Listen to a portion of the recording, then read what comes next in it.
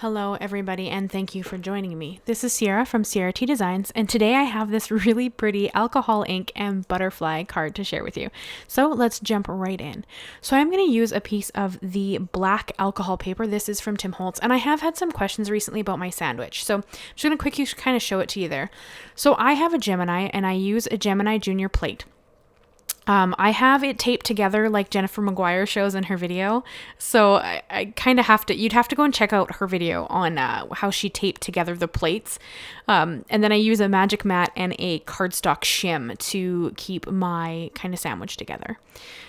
So yeah, I'll try to find Jennifer's video. I don't know if I'll be able to find it. It was quite a while ago, but I will try to link Jennifer Maguire's video down below that was about the sandwich for the Gemini and how to adhere it together. So I cut down my piece of black, I'm going to call it Yupo paper, though it's not quite. It is an alcohol ink paper, though. I cut down my alcohol ink paper with my stitched rectangle, the largest stitched rectangle. And then I brought in two colors from Tim Holtz, the Enchanted and Tranquil. Those are two pearls.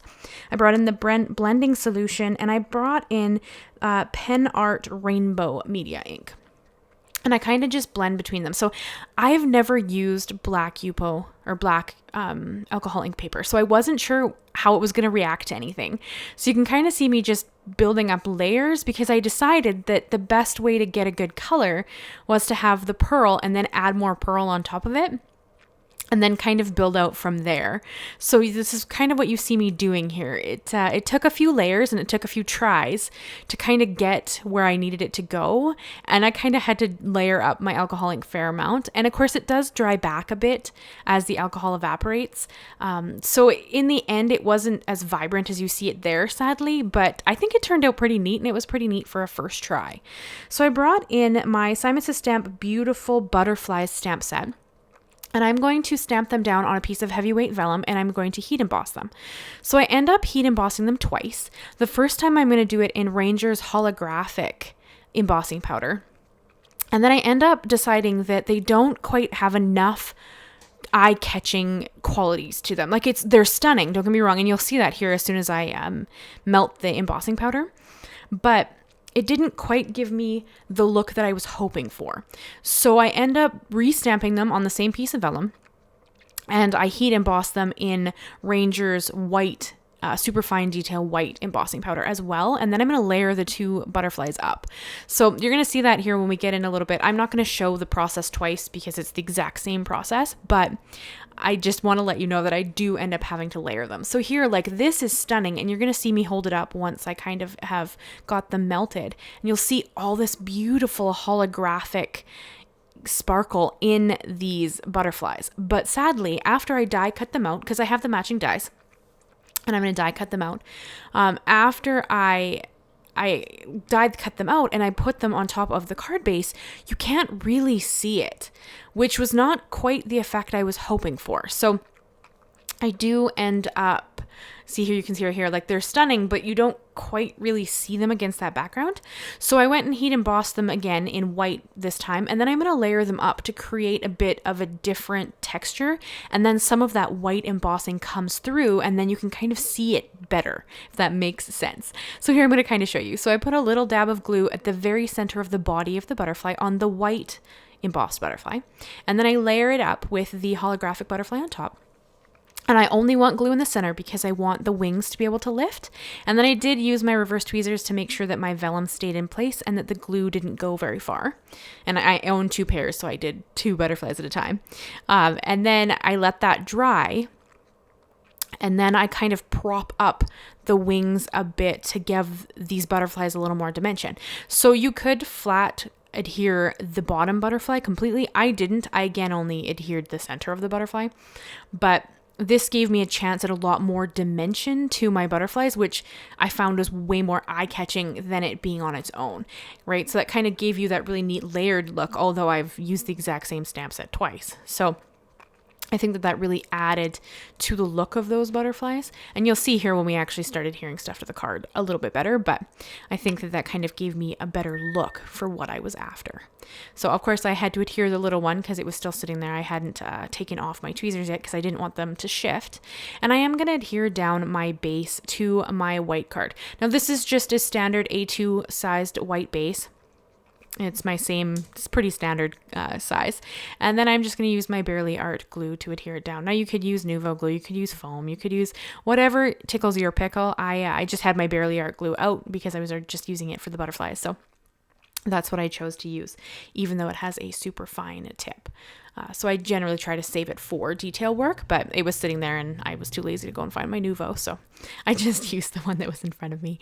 And then I'm going to play with the layout a little bit. I do kind of end up changing my mind a few times. I kind of pondered the orientation of the card being landscape instead of portrait, but in the end I did end up going portrait. And then here I decided I really wanted to foil my sentiment. So I have I believe this is the Birthday Reverse Sentiments by Simon Says Stamp. Everything I use is always linked and listed down below if you're ever curious what it is. And I brought in this really pretty Gina K Silver Sparkle Fancy Foil, and I just trim it down to go around my sentiment. Now, these are toner inked sentiments. Simon has a ton of them. They're wonderful. I think they're one of the coolest ways to do a sentiment because I don't have to stamp anything or anything, but I still get to add all this cool foiling. So I put it through my Mink Mini once it had heated up. Now you can use a laminating machine as far as I know, but I own the Mink Mini, so I just use that. You'd have to play around with your machine to see what kind of pressure you need. I just have a piece of copy paper folded in half, and that's what I put it through because I lost the folder it comes with. So this is just the easiest thing for me to do. And I only put it through once, and it's sped up a little bit, but you kind of got the idea of how slowly it goes through. This is sped up a little bit. So it doesn't take forever to happen, and then I did adhere it down with cement tape just to keep my foil from shifting so that my sentiment foiled. And here you can see the final result. Like, how pretty is that? And so simple. I mean, it's simple because I already own all the things, but it's just so simple. And then I do take it to my trimmer so that I can trim it down to be that label. And it does take me a second to kind of figure out how much to take off the end, as I am kind of eyeballing how far the H is from the side, then how far the Y is from the side. So it does take me a second, but I get there. And I did bring in my trimmer just to make sure it was actually straight, because sometimes I struggle with that. So I think this is just easier because I can line it up at the bottom there and then just take off a little bit.